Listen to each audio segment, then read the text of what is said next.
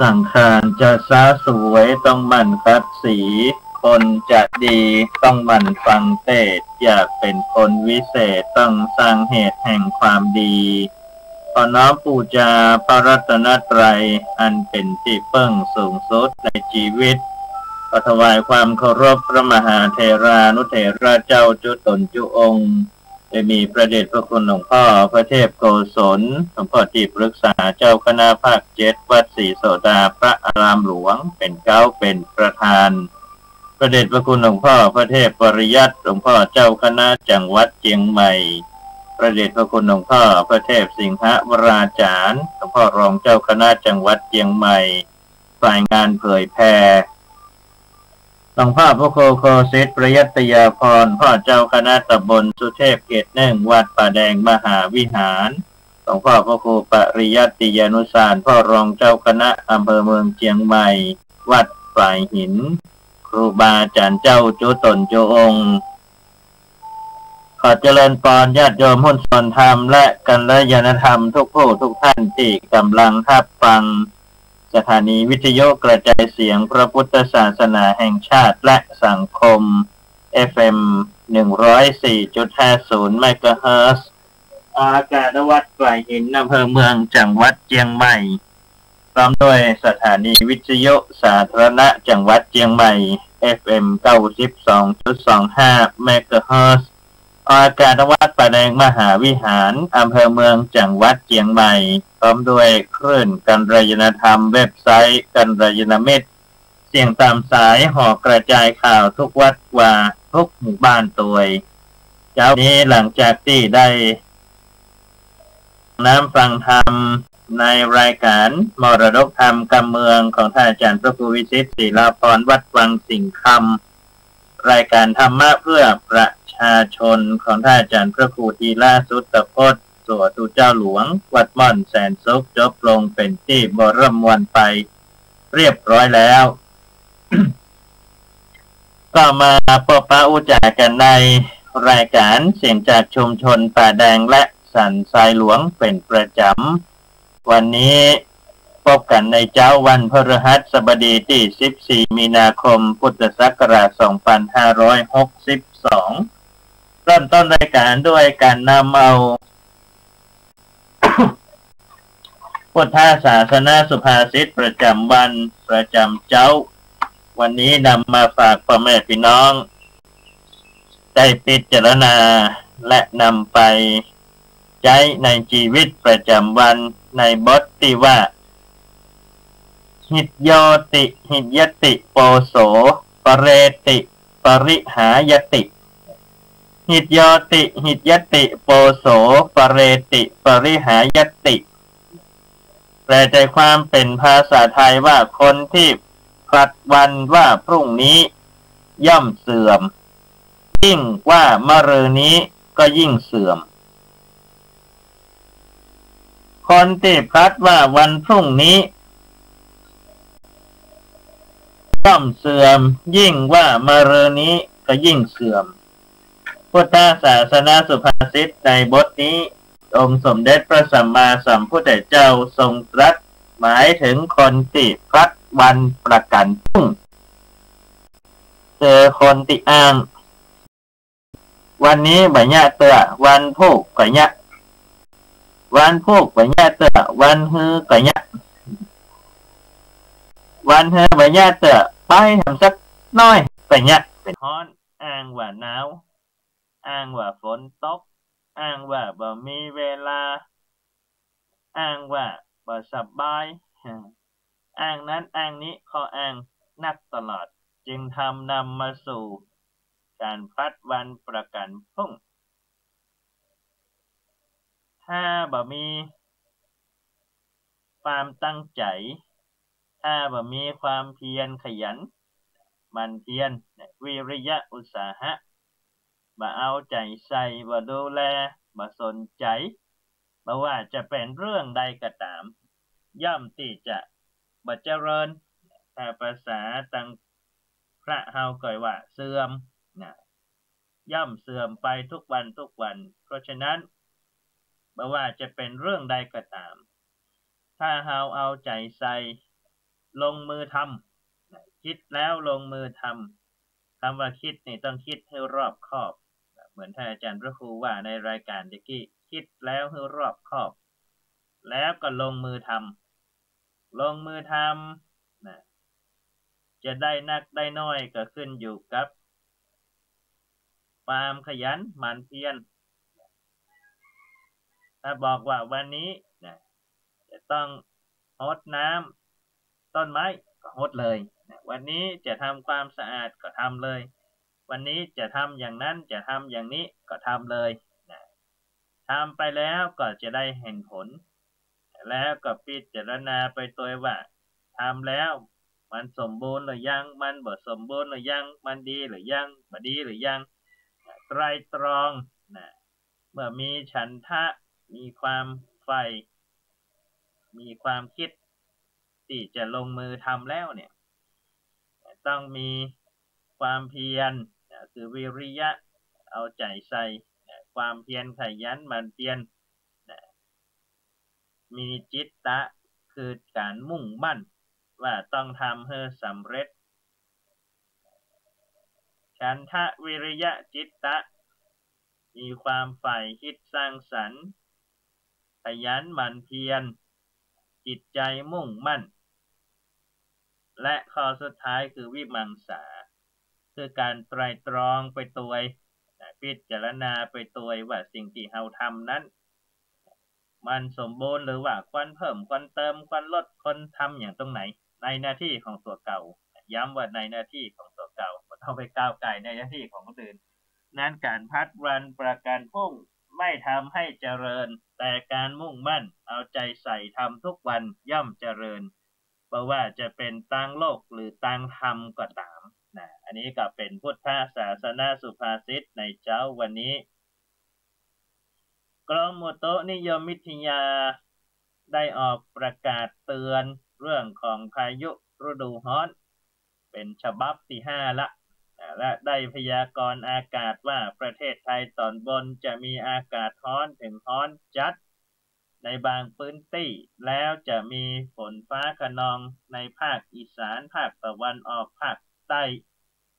เนื่องด้วยว่าบริเวณความกดอากาศสูงจากประเทศจีนได้แผ่ลงมาปกคลุมบริเวณประเทศจีนตอนใต้และบริเวณประเทศเวียดนามตอนบนแล้วความกดอากาศสูงก็กดทำให้ประเทศไทยได้รับผลกระทบคือตอนเช้าอากาศยังหนาวเย็นและคาดว่าจะเข้ามาปกคลุมภาคตะวันออกเฉียงเหนือตอนบนและทะเลจีนใต้ในวันนี้และก็จะแผ่เข้ามาต่อเนื่องตั้งแต่วันที่17 18 19จะมีคลื่นกระแสลมตะวันตกเคลื่อนเข้ามาปกคลุมภาคเหนือในขณะที่ประเทศไทยนั้นมีอากาศร้อนความกดอากาศสูงนี่คือความเย็นก็จะทำให้ในช่วงตั้งแต่วันนี้ไปจนถึงวันที่19คือ14ถึง19จะมีพายุฤดูร้อนเกิดขึ้นบริเวณประเทศไทยตอนบนโดยจะมีลักษณะของฝนฟ้าคะนองลมแหงลูกเห็บตกในบางพื้นที่โดยจะเริ่มจากภาคตะวันออกเฉียงเหนือและภาคตะวันออกก่อนส่วนภาคอื่นๆนั้นก็จะได้รับผลกระทบต่อมาเรื่อยๆสำหรับภาคเหนือของเฮาเจ้าวันนี้ถึงเจ้าวันพรุ่งนี้ตอบได้คำเดียวฮ้อน ฮ้อนในตอนกลางวันอุณหภูมิสูงสุดอยู่ที่35ถึง40องศาเพราะว่าเป็นหน้าฮ้อนทำไมถึงร้อนก็เพราะว่ามันเป็นหน้าฮ้อนเพราะนั้นพ่อแม่พี่น้องส่วนธรรมในช่วงนี้จังหวัดเชียงใหม่และภาคเหนือของเฮานั้นกำลังเผชิญกับหมอกควันและฝุ่นละอองขนาดเล็ก PM 2.5 ที่เพิ่นว่ากันเนี่ยเพราะนั้นก็เปิ้นรณรงค์ในเรื่องของการงดเผา61วันการงดเผาเพื่อบ่ให้เกิดหมอกควันฝุ่นละอองเพื่อให้อากาศมันปลอดโปร่งก็ต้องช่วยกันช่วยกันประชาสัมพันธ์รณรงค์ แล้วก็ถ้าไผ่เผานี่เปิ้นก็ถ้าเปิ้นว่าไผ่เผานี่เปิ้นอย่าปั๊บเนอะ นะอันนี้ก็งดงดเผาก็ได้นะเก็บใส่ทำปุ๋ยทำขยะไปนะก็ตามแต่ที่จะทำได้กรรมวัดประจำวันในเจ้าวันนี้นำเสนอกรรมว่าอามิตรหรืออามิสะคำว่าอามิตรในกรรมวัดแปลว่าเหยื่อล่อวัตถุเครื่องล่อใจลาภสักการะสิ่งของเป็นต้น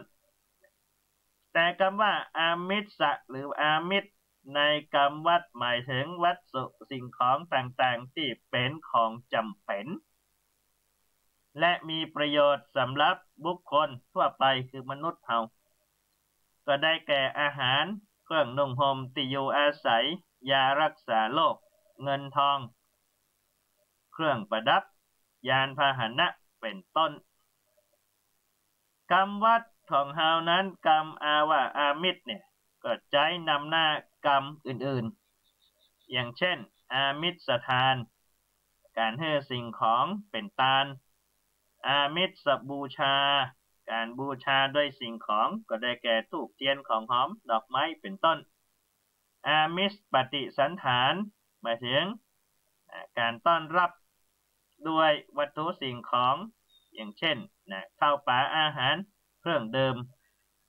เป็นต้นเพราะนั้นคำว่าอามิสถ้าแปลตามตัวก็หมายถึงเหยื่อล่อวัตถุเครื่องล่อใจสิ่งของลาภสักการะแต่ถ้านำไปนำหน้ากรรมอื่นแล้วก็จะเป็นกรรมที่ดูดีและสมบูรณ์สมบูรณ์ขึ้นก็หมายความว่าอามิสทานคือการให้ข้าวของเป็นทานอามิสบูชาคือการเอาดอกไม้ธูปเทียนของหอมไปบูชาพระรัตนตรัยบูชาผู้ที่มีพระคุณบิดามารดาครูบาอาจารย์เป็นต้นอันนี้ก็เป็นกรรมวัดประจำวันนำมาฝากพ่อแม่พี่น้องได้พิจารณากันในเจ้าวันนี้ก่อนที่จะไปพูดจากันในเรื่องราวชาดกในพระพุทธศาสนาจันทคาตชาดกกับฝากข่าวประชาสัมพันธ์ในสัปดาห์หน้าในวันที่20 มีนาคมที่จะถึงนี้ก็จะมีประเพณีส่งน้ำพระธาตุเจดีย์ที่วัดดอยเต้นพระผาหลวงตำบลป่าไผ่อำเภอสันทรายวัดหัวฝายตำบลเมืองเลนอำเภอสันทรายเช่นเดียวกันนี่เฉพาะในอำเภอสันทรายวัดอื่นเพิ่นก็มีเพิ่นฮ้องว่าประเพณีเดือน6เป่งนะเพราะฉะนั้นไผว่างตรงไหนจะไปร่วมอนุโมทนาบุญก็ตามกุศลเจตนา8:16 นาทีเนื่องด้วยว่าเฮาถ่ายทอดสดตั้ง2สถานีคือสถานีวิทยุพระพุทธศาสนา FM 104.50 เมกะเฮิรตซ์ออกอากาศที่วัดฝ่ายหินและก็ FM 92.25 เมกะเฮิรตซ์สถานีวิทยุสาธารณะจังหวัดเชียงใหม่ออกอากาศที่วัดป่าแดงมหาวิหารตำบลสุเทพเหมือนกันอำเภอเมืองเหมือนกันแต่เนื่องด้วยการส่งสัญญาณนั้นจะเป็นระบบทางอินเทอร์เน็ตเพราะนั้นสัญญาณก็จะดีเลย์ในแต่ละสถานีอยู่ประมาณ 1-2 นาทีเพราะนั้นถ้าเกิดว่าจะจบรายการ8:30 นี่ก็จะไปกินเวลารายการอื่นไป2นาทีเพราะนั้นเราก็จะจบรายการอยู่8:28-29 นาทีเพื่อที่จะได้ให้ทางสถานีเปิ้นได้รับสัญญาณจากรายการอื่นเพื่อเป็นการเสียเวลากันเล่าเลยจันทคาตชาดกเนี่ย เมื่อตะวันนี้อาตมาภาพได้เล่ามาถึงตอนที่เสนาบดีคือยักษ์เสนาบดีของท้าวเวสสุวรรณได้ลงมาที่บริเวณหมู่บ้านของเมืองยักษ์ที่กำลังทะเลาะเบาะแว้งกันในการแย่ง2กุมารคือสุริยคาตและก็จันทคาต ตะวานี้มันได้เล่าแต่ว่าเป็นวันพระเนาะสุมาอภัยวันก่อน ก็ลงมาเพราะว่าด้วยอานุภาพของกุมารทั้งสองโดยเฉพาะจันทคาตกุมารนั่นหมายถึงพระโพธิสัตว์เจ้า ในที่สุดเรื่องราวก็สงบลงยักษ์ทั้งหลายก็เข้าใจกัน และก็ตั้งมั่นอยู่ในศีลธรรม แล้วก็ได้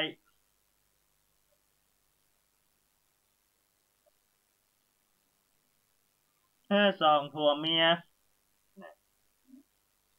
ได้ไปส่งสุริยคาตและก็จันทคาตที่เมืองมนุษย์นะซึ่งสองกุมารนั้นได้รับการช่วยเหลือจากสองสามียักษ์ไปส่งถึงเมืองกาสีพระบาทสองกุมารนี้มีพระคุณต่อสองผัวเมียยักษ์นี้สองกุมารนั้นเมื่อได้ถึงเมืองมนุษย์ก็ได้อำนวยอวยพรให้กับสองสามียักษ์นั้นว่าขอท่านทั้งสองจงมีอายุยืนอย่ามีโรคภัยไข้เจ็บจงมีแต่ความสุขมีเดชมียศมีลาภมีสักการะมีเมตตาธรรมกรุณาแก่มนุษย์ทั้งหลายเนอะยักษ์ทั้งสองนั้นก็ยินดีในปอนแล้วก็พากันปีกไปยังหมู่บ้านของตัวเก่าในเมืองกาสีนั้นมีพระเจ้าธรรมสุตะเป็นพระราชามีมเหสีพระนามว่าพระนางสุธรรมามีพระราชธิดาพระนามว่าเจ้าหญิงสุชาตะติงสาเจ้าหญิงสุชาตะติงสาทีนี้ฟังชื่อแล้วเหมือนกับผู้ชายสุชาตะติงสาติงสาเนี่ยก็มีคำถามในชาดกเปิ้นก็ตั้งคำถามและก็ตอบคำถามไว้เพราะว่าครูบาอาจารย์เปิ้นกันคนที่สงสัยไว้ เวลามาอ่านชาดกเนี่ยนะฮะทำไมเจ้าหญิงพระราชธิดาของพระเจ้าธรรมสุตตะจึงได้มีพระนามว่าเจ้าหญิงสุชาตะติงสาเนี่ยครูบาอาจารย์ที่รจนาปัญญาสัชชาดกท่านก็ได้ให้คำตอบไว้ว่าในขณะที่เจ้าหญิงประสูตินั้นพระเจ้าธรรมสุตตะตรัสรับสั่งให้เนมิตกะพราหมณ์เนมิตกะพราหมณ์คือพราหมณ์นี่ก็จะเป็นวรรณะที่รองลงมาจากพระราชาวรรณะในสมัยพุทธกาลก่อนพุทธกาลนั้นก็มี4วรรณะคือกษัตริย์พราหมณ์แพทย์สูตรกษัตริย์คือพระราชาหมายถึงผู้เป็นใหญ่โดยมีความหมายว่าเป็นสมมติเทพพราหมณ์นั้นก็หมายถึงผู้ที่มีหน้าที่คอยให้ปรึกษาในเรื่องพิธีกรรมต่างๆเนมิตกะพราหมณ์ก็เช่นเดียวกันเมื่อพระราชาได้ฮ้องเข้าเฝ้าเนื่องด้วยว่าพระมเหสีสุธรรมาให้ประสูติการเจ้าหญิงราชธิดาจึงให้พราหมณ์เนมิตกะเนี่ยเข้าเฝ้าแล้วก็ได้ตรวจดูลักษณะของเจ้าหญิงที่กำลังประสูติการออกมาจากพระครรภ์ของมเหสีเนมิตกะพราหมณ์ทั้งหลายก็ตรวจดูลักษณะของเจ้าหญิงแล้วก็ได้กราบทูลต่อพระราชาว่าเจ้าหญิงพระองค์นี้ทรงสมบูรณ์ด้วยลักษณะ32ประการเวลาปัญหาว่าครบ32ก็ครบเวลาละอ่อนน้อยเกิดมาแล้วก็ทำนายตายตักต่อไปว่าจะได้เป็นใหญ่ในพระนครนี้พระราชา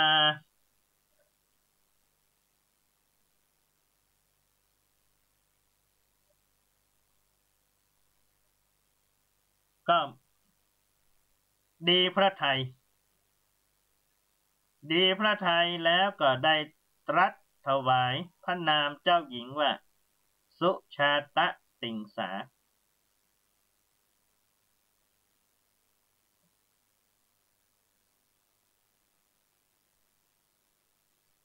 โดยเจ้าหญิงสุชาตาติ่งสานี้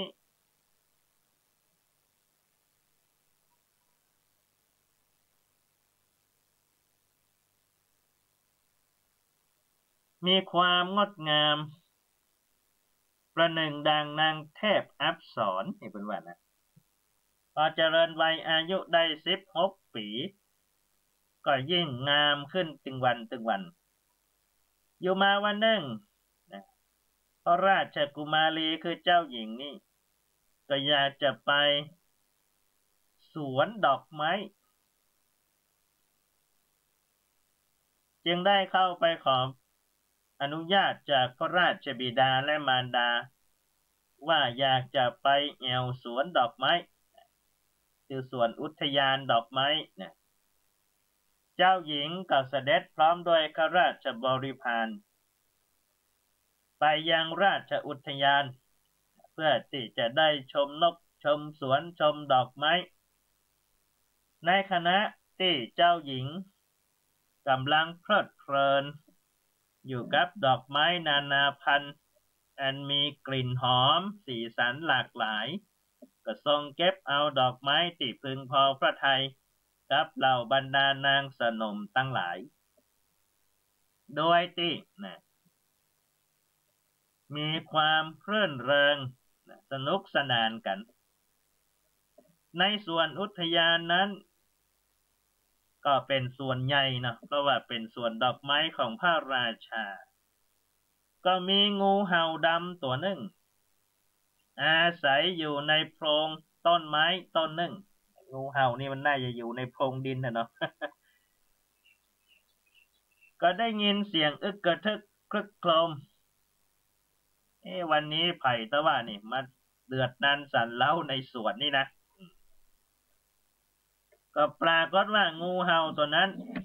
หันใส่เจ้าหญิงสุชาตาติ่งสาเนี่ยความจริงสุชาตาติ่งสานี่แปลว่า30นะฮะก็นึกว่าเจ้าหญิงจะมาทำอันตรายตัวเก่าจึงได้โผล่ออกมาจากโพรงไม้แล้วก็คบเจ้าหญิงบรรดานางสนมตั้งหลายพอหันเจ้าหญิงถูกงูคบต่างก็ตกใจปากันล่นหนีไปบางคนก็วิ่งไปกราบทูลพระราชาในพระราชวังพระราชาก็ห้องหมอหลวงแพทย์ประจำพระองค์มาช่วยกันรักษาธิดาของพระองค์แต่ปรากฏว่าบรรดาหมอทั้งหลายก็ช่วยกันแต่บ่สามารถจะช่วยชีวิตของเจ้าหญิงได้ก็ทำให้เจ้าหญิงนั้นสิ้นพระชนม์แต่ด้วยความฮักของพระราชาและมเหสีที่มีต่อเจ้าหญิงคือราชธิดาเนี่ยก็เลยโปรดให้เอาพระศพของพระราชธิดาใส่ในพระโกฐแล้วก็มีรับสั่งว่าให้ไปเป่าประกาศทั่วในเมืองว่าไผ่ที่มีความรู้ความสามารถมีความเก่งด้านการแพทย์สามารถจะทำให้พระราชธิดาฟื้นขึ้นมาได้นี่ก็จะยกราชสมบัติและก็จะให้อภิเษกสมรสกับราชธิดาของพระองค์พ่อแม่พี่น้องทั้งสองกุมารเมื่อได้รับการมาส่งจากยักษ์สองผัวเมียที่เมืองกาสีก็เดินทางเข้ามาในเมืองก็ปากันแวะเข้าในเมืองด้วยความเหน็ดเหนื่อยจึงไปขออาหารผลไม้กลากไม้จากบ้านผู้คนจนไปถึงหน้าบ้านของอุกันทะเศรษฐีซึ่งเป็นเศรษฐีประจำเมืองกาสีเศรษฐีคนนี้ชื่อว่าอุกัตถะเศรษฐีมีเมียชื่อว่าพรหมวดี เศรษฐีเนี่ยมีคนใจเนี่ยผู้จ่าย500แม่ยิง500มีคนงานนี่5,000มีจ้างม้างัวควายนับบ่ถ้วนรวมแล้วมีทรัพย์สิน80 โกฏ80 โกฏก็เป็นพันล้านบ่นะเนาะถ้าคิดปัจจุบันสองกุมารนั้นก็หันว่าเป็นบ้านหลังใหญ่เศรษฐีคงจะได้เมตตาอนุเคราะห์ในการแบ่งปันข้าวปลาอาหารเพื่อให้ได้ประทังชีวิตได้จึงได้เข้าไปขออาหารและก็ผลไม้กลากไม้คนใจของเศรษฐีได้หันละอ่อนหนุ่ม2 คนก็ถามว่าเธอทั้งสองนั้นมาจากไหนทำไมจึงบักโกนผมก็งงนะสุริยคราสก็งงทำไมบักโกนผม สุริยคราสก็บอกว่ามาจากเมืองอื่นมาขอข้าวปลาอาหารกินแล้วก็จะจากไปนะเรื่องราวจะเป็นจะใดทิ้งคำถามไว้ว่าคนใจของเศรษฐีถามว่าเธอทั้งสองมาจากไหนทำไมบักโกนผมนี่นะจะเป็นจะได้น้องต้องติดตามถ้าดาฟังต่อไปในวันพรุ่งนี้วันนี้เวลาเสี่ยงแล้วอาตมาภาพนำรายการจากไปก่อนพบปะกันใหม่ในวันต่อไปขอความสุขสวัสดีจงบังเกิดมีแด่ทุกท่านขอเจริญพร